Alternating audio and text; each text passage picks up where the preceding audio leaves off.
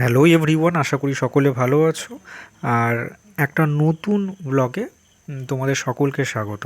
এই কিছুদিন আগে আহ, আমরা কিছু বন্ধুরা মিলে গিয়েছিলাম রেল মিউজিয়ামে। এই রেল মিউজিয়ামটা হাওড়াতে আছে। তো মিউজিয়ামটা সত্যিই খুব ভালো।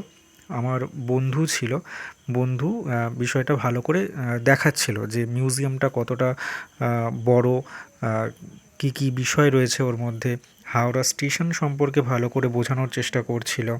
এবং এই মিউজিয়ামের মধ্যে অনেক রেল রাখা হয়েছে, মানে রেলের যে ইঞ্জিনগুলো আছে সেইগুলো রাখা আছে এবং তার বিভিন্ন চিত্রও রাখা রয়েছে। রেল ইঞ্জিনগুলো যেগুলো ছিল সেইগুলো ঠিক কত দিনের পুরনো সেই বিষয়টাও কিন্তু এখানে ভালো করে লেখা ছিল। তো একটা যদি বলা যায় একটা খুব সুন্দর সন্ধ্যা কাটানোর জন্য বা একটা ভালো বিকেল কাটানোর জন্য এই মিউজিয়ামে যাওয়া যেতে পারে। আর হচ্ছে যেমন ধরো পাকিস্তান, ইস্ট পাকিস্তান যেটা রয়েছে, ইস্ট পাকিস্তানের রেলের একটা ইঞ্জিন বগি এখানে রাখা আছে। এছাড়াও অনেক ধরনের ইঞ্জিন বগি এখানে রাখা আছে, যেগুলো দেখলে বেশ ভালোই লাগবে, খুব একটা খারাপ নয়। ছোট বাচ্চারাও যেতে পারে, বড়রাও যেতে পারে।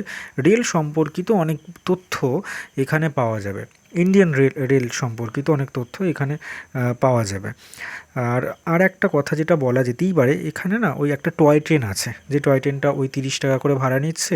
আর ওই রেল মিউজিয়ামটা খুব ছোট, কিন্তু খুব একটা বড় নয়, তবে চারপাশটা ঘুরিয়ে দেখাচ্ছে। আর এই রেল মিউজিয়ামের যে টিকিট মূল্য সেটা কিন্তু 30 টাকা করে। অনলাইনে অনেকে কাটতে পারে, আবার অনেকে গিয়ে অফলাইনেও কাটতে পারে। আমরা মূলত অফলাইনেই কেটেছিলাম। ধন্যবাদ ভিডিওটি দেখবার জন্য।